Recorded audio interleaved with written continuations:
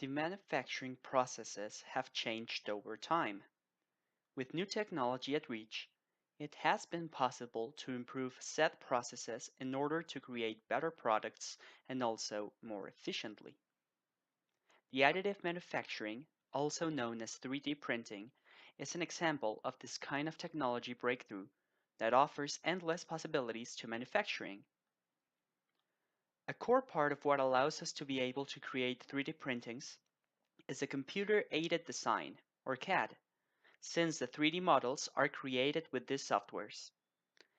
There are several softwares that are used with this purpose, such as AutoCAD, CATIA, and SolidWorks.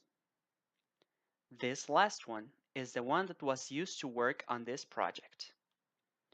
Once the 3D model is complete, it can be properly exported into an STL format, which represents the model in terms of geometry.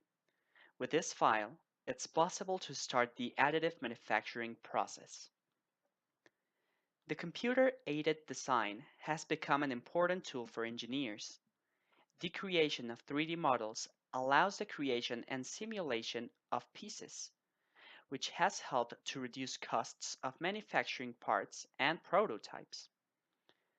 The benefits of the computer-aided design software are not limited to one kind of industry, for it has been applied in many different sectors, such as the medical industry, the automotive and aeronautical sector, and even in the educational system.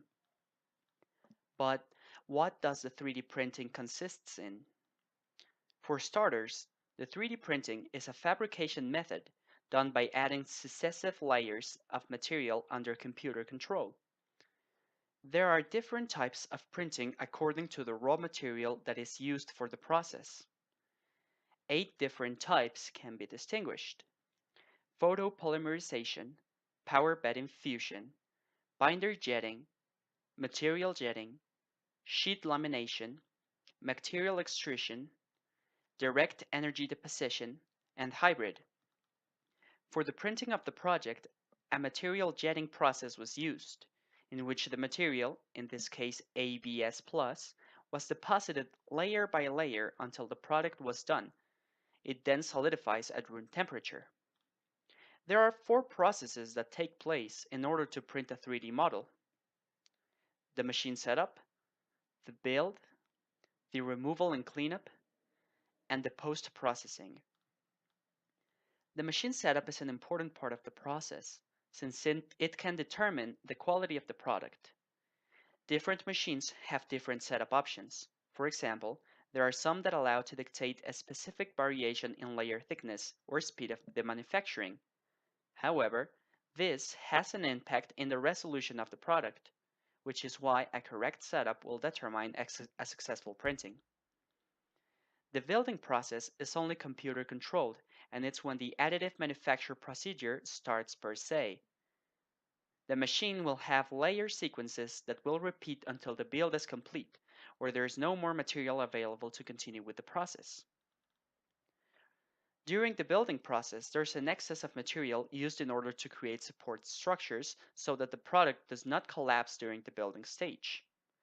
This means that, once the manufacturing is done, the excedent of material should be removed from the piece in order for it to be ready to be used. It is also quite important to clean the different parts of the machine so that the machine continues to function correctly. Finally, depending on the purpose of the part created, the more or less processing it will require. The post-processing consists on finishing the parts for application purposes. This is done, for example, with polishing or sandpapering.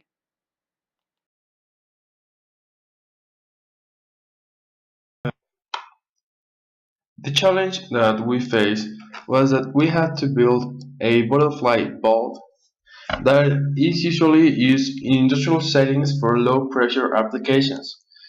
They are used to completely open or close the passage of a fluid or gas, plus you can regulate it. Their greatest quality is that they are very easy to use and therefore they are very practical. In general, they are installed in places where the process cannot support much weight or in small places. There are high performance butterfly valves which withstand higher pressure and temperature and more severe operating conditions, which are usually occupied when the fluid has a certain percentage of solids. In addition, the temperature and pressure depend greatly on the level of corrosion of the ports, so that the flow and temperature can be regulated to be able to use them even with acids. They are used mainly in industrial applications, specifically in water treatment processes, water supply, and in the chemical industry. The main type of butterfly bulbs are three: wafers, log, and flanges. The last two are the most sold, due to its easy installation. It is called a butterfly bulb because it has movable plate known as butterfly that partially opens, closes, or obstructs one or more holes. The parts of this piece are the body, that can be made of carbon steel, stainless steel, or any type of plastic or iron. It consists in a hollow cylinder with a perpendicular perforation that runs through all the cylinder in its middle. Then we have the axis. The axis is a tube that has a length greater than the external circumference of the body and has two holes in the middle of the port. These holes allow the plate to be placed inside of the body and to move in set with the axis, allowing or stopping the flux of the fluid. And for last, we have the crank. This is a mechanism that holds the axis by one end, and when it rotates with the axis and the plate as a set, allowing us to open or to close the flux of fluid through it. Depending on the practicality and use, this can be operated manually, electrically, or pneumatically. In the case of our bulb, we made it with manual activations, since the passage of the fluid is regulated by means of a lever. Unlike other type of bulbs, in this there are no ports in which the waste can accumulate. So, there are many facilities and good things that it has compared to the other ones. The performance of the bulb decreases due to lower capacity of materials at high temperatures. In the same way as gate, bulbs, globe, and bulb, it admits metal sheets that can be withstand high pressures and extreme temperatures. The bulb is extremely easy and cheap to manufacture due to the saving of material and mechanization. Due to its geometry that is compact and of revolution, therefore these type of bulbs are especially attractive in large sizes because they are much lighter and cheaper compared to others. Unlike other type of bulbs, in this there are no ports in which the waste can accumulate. So, there are many facilities and good things that it has compared to the other ones. Test impression. Once we have the assembly, we decide to print the piece, but we didn't carry the document with the extension .stl. In addition, the one in charge of the 3D printing of the school told us to remove the ears from the original design. This because it would be expensive, and it really hadn't a significant use.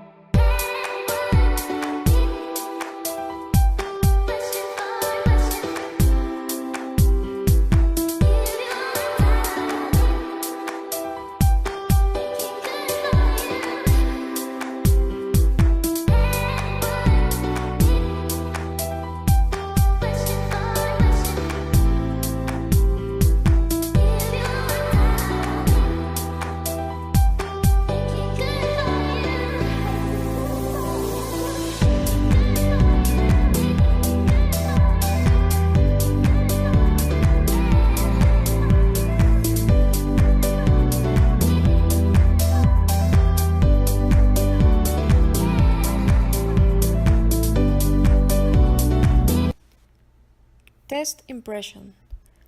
Once we had the assembly, we decided to print the piece, but we didn't carry the document with the extension .stl.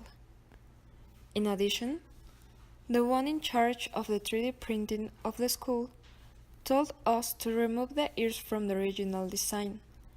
This because it would be expensive, and it really hadn't a significant use. This is the reason why our final product isn't the same as the original.